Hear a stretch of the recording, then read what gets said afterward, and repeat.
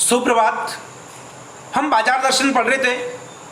बाजार दर्शन में लेखक ने बाजार की उपयोगिता और बाजार की निस्सारता के बारे में बताया। किस प्रकार उन्होंने परचेजिंग पावर के बारे में बताया, बाजार की आकर्षण शक्ति के बताया कि किस तरह बाजार है जो मनुष्य को आकर्षित करता रहता है। उन्होंने अपने दो मित्रों के बारे में बताया। एक मित्र जो बाजार में गए, खरीदने के लिए गए, पत्नी के साथ गए तो बहुत सारी चीज़ों को खरीद के ले आए और उनसे पूछा लेखक ने ये क्या हुआ, तो उन्होंने पूरा दोष अपनी पत्नी के ऊपर डाल दिया। दूसरे मित्र बाजार गए तो उन्होंने कहा बाजार में बहुत सारी चीज़ें हमें लालायित करती रहती है, आकर्षित करती रहती है। उन्होंने बाजार की उपयोगिता के बारे में बताया कि बाजार में हमें क्या करना चाहिए, क्या नहीं करना चाहिए, मन को कैसा रखना चाहिए, मन के ऊपर नियंत्रण रखना चाहिए, मन को खाली नहीं रखना चाहिए। अगर मन खाली है तो अनावश्यक चीज़ें खरीदेंगे, और मन अगर पूरा है, जेब भी भरा हुआ है और मन भी भरा हुआ है, तो हम उन बाजार की आकर्षण शक्ति में नहीं फंसेंगे, अनावश्यक चीज़ें नहीं खरीदेंगे। फिर वो एक भगत जी का उदाहरण देते हैं। उनके पड़ोस में रहते हैं भगत जी हैं जो प्रतिदिन 6 आने का चूरन बेचते हैं। बाजार जाते हैं, चूरन लाते हैं, चूरन में मिलाने वाली औषधियाँ लाते हैं और चूरन बेचते हैं। उनका नियम है 6 आने का बेचना।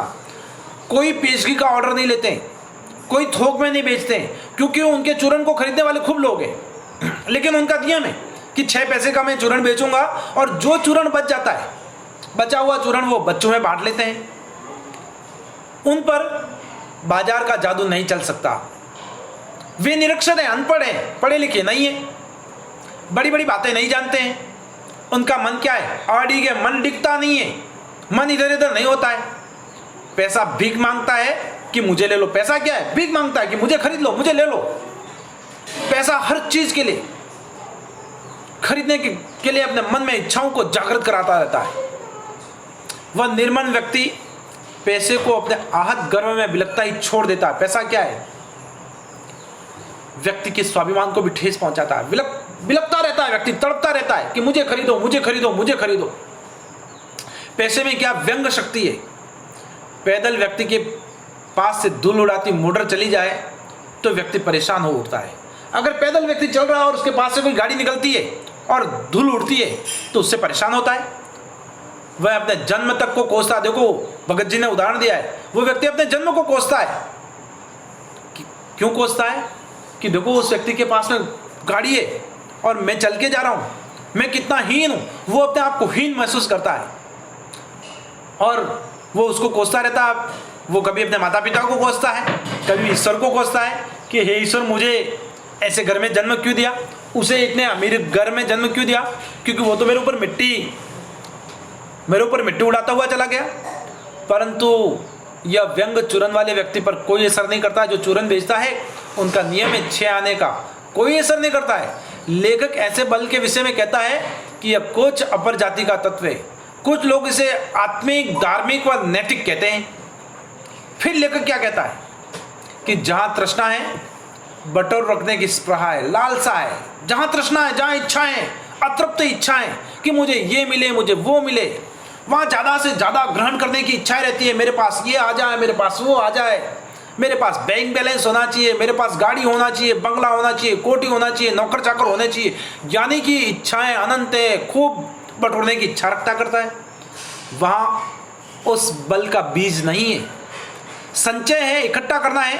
तृष्णा और वैभव की चाह में व्यक्ति की निर्बलता ही प्रमाणित होती है कि वह व्यक्ति कितना कमजोर है। क्योंकि तृष्णा क्या है, व्यक्ति को निर्बल बना देती है। अपनी चाहों को, अतृप्त इच्छाएं जो व्यक्ति को कमजोर बनाती रहती है, उसको वो कभी उसे आगे नहीं बढ़ने देती है। वह मनुष्य पर धन की और चेतन पर जड़ की विजय, यानी कि उस धन के ऊपर चेतन की विजय को बताता है। एक दिन बाजार के चौक में भगत जी व लेखक की राम राम हो गई। एक दिन दोनों मिल गए और दोनों में राम राम हो गई। उनकी आंखें खुली थी, वे सबसे मिलकर बातें करते हुए जा रहे थे। भगत जी जा रहे थे और भगत जी से राम राम हुई, उनकी आंखें खुली थी, वे सबसे बातें करते हुए जा रहे थे। लेकिन वे भौचक्के नहीं थे और ना ही वे किसी प्रकार से लाचार थे।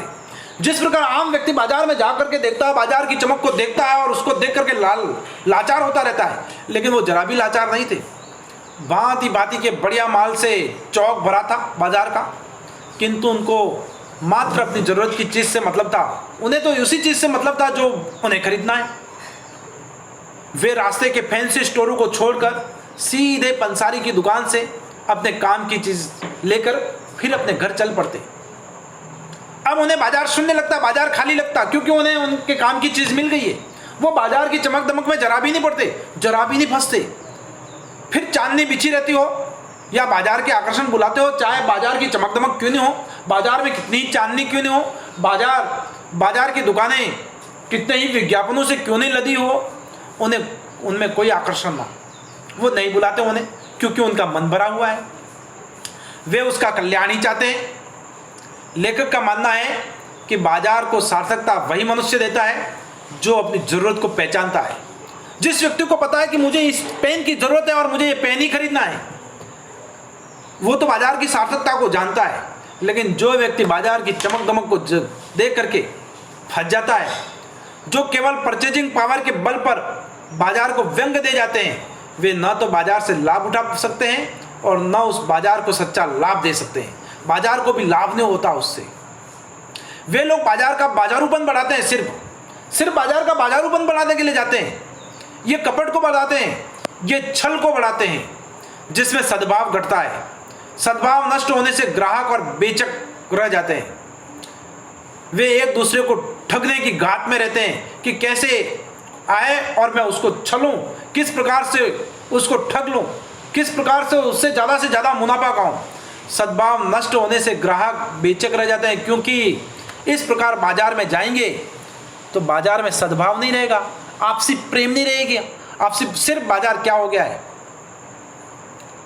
बाजारूपन, सिर्फ बाजारूपन ही रह गया, क्योंकि आपसी सद्भाव नहीं रहा, आपसी प्रेम नहीं रहेगा। क्योंकि व्यक्ति जरूरत की चीज खरीदने के लिए जाएगा तो उस व्यक्ति उस चीज के महत्व को समझेगा और सिर्फ चमक दमक को देख करके जाएगा, क्योंकि उसको अभी तो जरूरत नहीं है, सिर्फ वो तो अपने घर की शोभा बढ़ाने के लिए ला रहा है। इससे जो आपसी सद्भाव है वो सद्भाव नहीं रहेगा, बेचक रह जाते हैं। वे एक दूसरे को ठगने के लिए रहते हैं, घात में रहते हैं। ऐसे बाजार में क्या होता है, व्यापार नहीं होता, शोषण होता रहता है, कपट सफल हो जाता है। बाजार मानवता के लिए विडंबना आज, और ऐसे बाजार का पोषण करता है जो उसका शास्त्र बना हुआ है। वह अर्थशास्त्र सरासर औंधा है आज के समय में, वह मायावी शास्त्र है, वह अर्थशास्त्र नहीं है, वह सिर्फ अनीति शास्त्र है। लेखक कहता है वह अनीति है एकदम, वो किसी प्रकार का शास्त्र नहीं रहा है।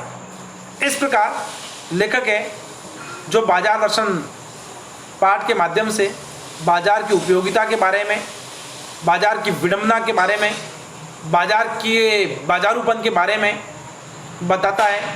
आज हम यहीं तक पढ़ेंगे। धन्यवाद।